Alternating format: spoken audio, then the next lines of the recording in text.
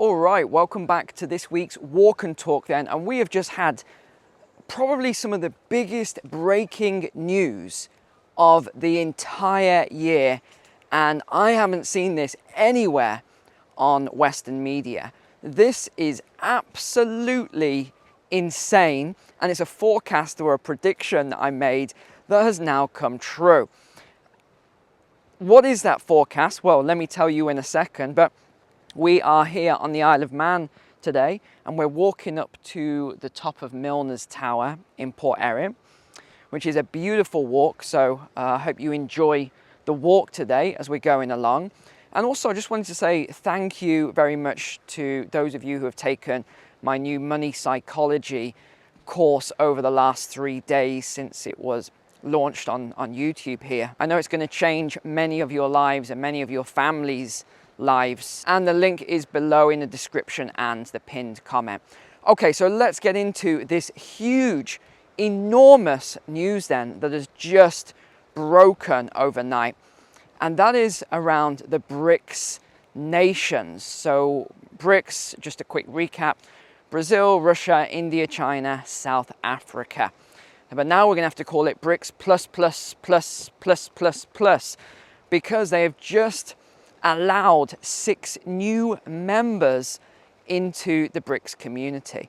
And really, this is such huge news, and the implications for this new arrangement for the West, especially if you are living in the West, this is going to be absolutely insane. I can't even put into words. I'm going to have to do a really detailed video with forecasts on how this is going to change the world, because really overnight the world did change with this new alliance. It is absolutely groundbreaking. So who are the new members that they've allowed in then? Well, it'll come as no surprise whatsoever. Actually, only one of those I didn't predict they would let in, and that is Ethiopia. I'm not quite sure at this stage why Ethiopia was let in, but I will look into that in more detail as to why they chose Ethiopia. So here's the ones that they chose then. Number 1, Saudi Arabia. Yes, Saudi Arabia has now kind of jumped sides from having this Western allegiance, and this is under the new Crown Prince, obviously, and they've joined BRICS. So that is all of the oil as well you got to think about. The other huge one, which I think has got Western leaders sort of panicking right now, is Iran. This one, wow. And I only talked about this a few days ago, and I said that this will allow Iran, once everything starts going, and this will take a while yet, you got to bear in mind, this will allow Iran to bypass a lot of those sanctions that they've been subject to for a while now. So this will be very interesting as Iran comes into their own. You've then got Egypt, we have Argentina as well, and then the UAE, United Arab Emirates. So you just think about all that oil and all those resources as well.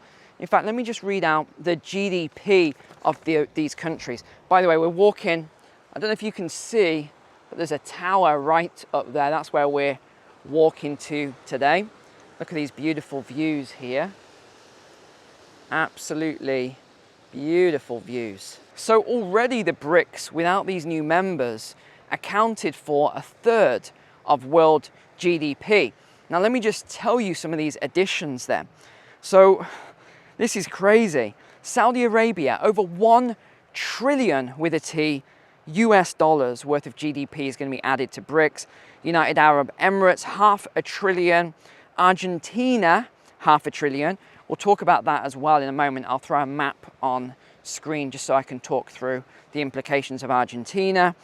We have Egypt, just under 500 billion at 400 billion. Iran, 367 billion roughly. Ethiopia, 111 billion. So actually quite a small GDP addition. Again, I'm not sure why Ethiopia was added. It was a bit of a wild card, actually. But a couple of interesting ones then. Mexico didn't make it into the new membership for BRICS, and that's because there was a lot of, I guess we can say, behind the scenes threats from the US. There was just no way they were going to allow Mexico to join BRICS. It just wasn't going to happen at this stage. But what we have seen now is Brazil and Argentina, two biggest countries. In fact, I'm guessing they're probably the two biggest economies as well in South America. So what you're seeing there is just the initial powerhouses coming in, and then they'll consolidate power in South America with the next round, because that's what this is. This is a first round of membership for BRICS, and these 6 countries become members on the 1st of January 2024. This is just going to be insane, absolutely insane. In fact, let me just throw this map on screen now then so you can see it. And you can see the yellow countries are the existing countries. I mean, look at the size of these countries already on the map. Talk about power and strength. And now the blue countries then, these are the new countries that have just been admitted, only 6 at this stage. And if you look at these 6 countries on the map, you can see their significance. So it is a consolidation of power within the Middle East, within South America, not Mexico. I think that will come later on when the BRICS have more power and authority over the West. And even if you look at this map actually, which is pretty funny, look at the size of the West when you compare it to the rest of the world. So Russia, China, India, etc. And then those regions will come online shortly surrounding those countries. We have the Middle East consolidation there.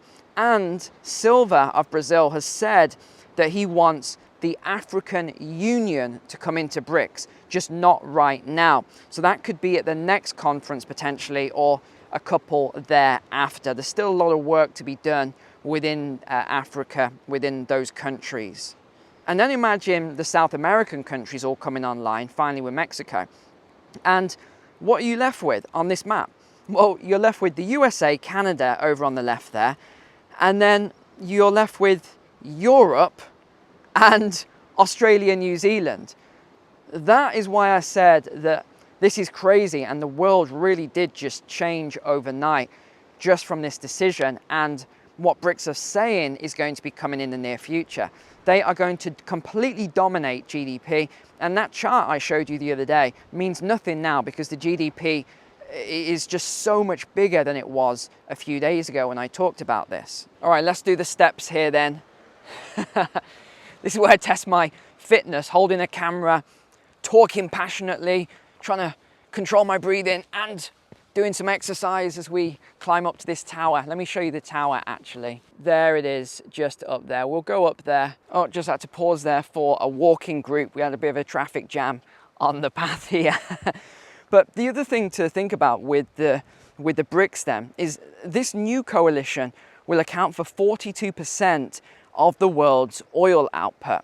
Why is that significant? Well, if you think about the petrodollar and everything else around that, and how oil is somewhat controlled at the moment, this is going to add more consolidation to oil, which is energy. Now, what do I always talk about? Energy is the most important thing for any economy, because without energy, without food, without resources, without all the Chinese-made goods flowing in and dollars flowing back, this is going to be absolutely crazy. As soon as these BRICS nations as well, if they launch their own currency, which I am predicting that they will in the future, I can't tell you when, and I think they're going to back it with gold. If they do that, forget about it. It is game over for the US dollar. It's game over for the euro. I know people think this is an extreme prediction that I have, but I am pretty certain on this. I'd say 85–90% certain that this is going to happen. And you just think of what will happen to living standards in the West. Forget about it. All those dollars flowing back, hyperinflation in the euro, no energy as well. Well, in fact, the US is fairly energy independent. I know it doesn't seem that way from the media reporting and a few other things, but they are somewhat energy independent. And I think if the presidency flips at the next election, then I think you'll see a lot more energy output as well. And the US will probably become a big net exporter like they were previously. So we're going to have to see how this goes. But overall, this is massive, massive news. And seriously, this is why I keep talking to you all about your finances and your situation, and just making sure that you've got everything covered right now. Because everyone seems to think that the Western dominance is going to last forever, and that living standards that you have now are going to continue on and only get better. I just don't think that's true. I actually think that living standards are going to decrease, not increase. And we've already seen that. You look at the last couple of years with energy, and you look at food and all the other things, the inflation on those things. And people seem to have forgotten already about this. I'll mention something on the UK energy later in the video, actually, because there's been a lot of changes there as well. All right, we're getting closer to the tower now then. Oh, and there's my father visiting with my wife, Kristen. They're plowing ahead. She's a machine on these hills. So yeah, you just really got to take care of this situation now. And don't rely on all the ways of making money that you have relied on these in the past either, because I think all of this is going to change as well. I talked about this a lot in my new course, the money psychology course, which honestly, I think is going to completely change your life, and the way it talks about the future and earnings in the future and how you can protect yourself and actually build wealth and everything else. And as I said when I launched it, if you don't think that course is any good, you don't like it, just email me and I'll refund you the money. And so far I've had 0 refund requests. So that tells you something about it. In fact, I just got this one, I'm going to call it a testimonial, but it was more of an email. And this is from an American lady. I won't give her details out. In fact, I'll remove this bit as well. But it basically says, even though I'm not all the way through the course yet, I've already had a major breakthrough in my relationship to money. I've never been able to keep money before, as it just seemed to flow through my hands like water every month. But after doing the exercises, I realized the reason why this was happening. And then it goes on to talk about this this incident when she was a little girl around her parents. I won't read that out. And so she's basically saying she made a decision in that moment that she didn't want to keep money, and that's why it always flowed through. So that's one of the reasons I'm really happy as well about the launch, because it's already changing a lot of people's lives just in the last week of launch. And remember, there is a coupon code for you. Just don't pay full price for the course, please. Use the coupon code that is there this week. So definitely use that coupon code. Oh, and just before we're going to jump across now to what's just happened with the US, Poland, Ukraine, etc. Just one last thing. A lot of people ask me, should you do the macro and stock market course or the money psychology first? Definitely do money psychology. So if you've started the stock course this week, pause and go on to money psychology. That is the one to start with. Okay, let's move over now then. I told you this was steep. It's a steep walk today. The camera never picks up the incline of these sort of things. But we're almost at the tower now. Here it is. We are almost there. So a little bit more hills and we'll be there. Okay, so the next big news then, just announced, is that the US has approved another $12 billion arms package for, this time it's for Poland, via Apache helicopters and a lot of other systems. They've also announced, the US, that they're going to be training F-16 pilots. In Europe then, 3 countries have announced that they are going to send F-16s to Ukraine. Let me just tell you who these countries are. That is Denmark, Norway, and the Netherlands. So yeah, we've got 96 Apache attack helicopters that the US is going to be sending to Poland. And remember that video I showed you just last week of all the troops moving to the Polish border? Polish troops, may I add. And there's a lot of talk in that region as well of potential calling up of reservists and things like that. So This is huge, huge news escalation in this whole conflict in the region. I really should have done this walk on the way down. I don't know why I filmed it walking up. Anyway, let's move over to US economics then. Dickies Sporting Goods plunges, so this is the stock price, as theft hits profitability. But yeah, it's pretty much non-stop now. All of these looting mobs. Prop 47 for California. How is that working out? You can steal $950 worth of goods and the police pretty much won't do anything about it. Wow. So there you go. But even the way these CEOs talk about it now is weird to me. As a CEO, I would basically just say, yeah, there's all these people coming in, mobs, looting the place, robbing our inventory, and now we're struggling. They don't say that. This is what they say. He said, profitability was short of our expectations due in large part to the impact of elevated inventory shrinkage. Okay, he's basically saying they're getting robbed, they're getting looted. Why they don't say what it is, call a spade, I'm not entirely sure. But the stock plunged 20% anyway, which is enormous. It's not just them. Dollar Tree has also got a huge problem with this. They say that the stores will discontinue carrying items that they can't keep on the shelves anymore due to theft. And they're saying that this is just getting completely out of hand. All the retailers are talking about it. Look at all these beautiful, behind me here, beautiful purples and pinks and yellows. Beautiful. What a lovely view.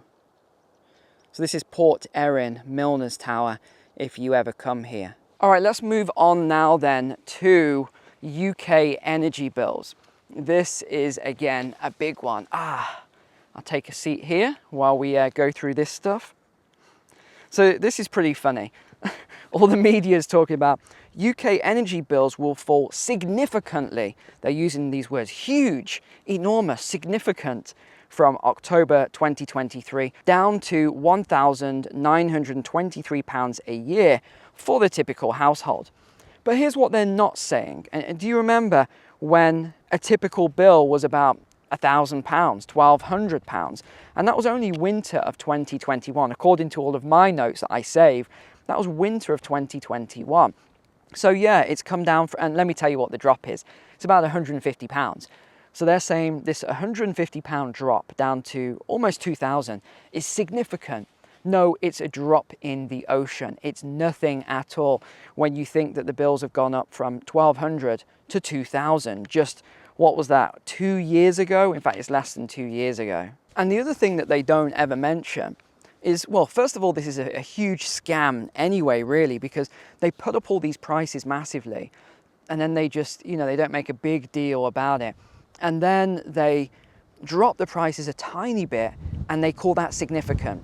So it's all word weaving and the language they use. So these huge significant increases, they say, oh, the increases are fairly big, but they'll come back down. So they soften it all. But then when the drop is tiny, they say, oh, significant, this is huge, enormous news, and they plaster it basically everywhere. But also remember that £400 allowance that they gave for people that were really struggling with fuel poverty. That's now ended and they're not going to be renewing it. And I've got the statement, the reason why. They say that the UK government is not able to offer any more help at this time due to tight budgets. Guess what happens at the same time? They announce a few $100 million more for weapons. And I'm not using the word Ukraine because people get upset if I say anything, a negative sentence, and use the word Ukraine in it. People just flip. This is amazing media control at the moment, because the majority, and this is my point to this, the majority of this money that's been sent from the UK hasn't gone on humanitarian aid like they said it would. Oh, we're going to send all this money to Ukraine for humanitarian aid, food and medicines and all of that. No, let me tell you the amounts here. Of the billions that have been sent, this is from the official government website, okay? 200 million has been spent on humanitarian aid. Out of the billions, yes.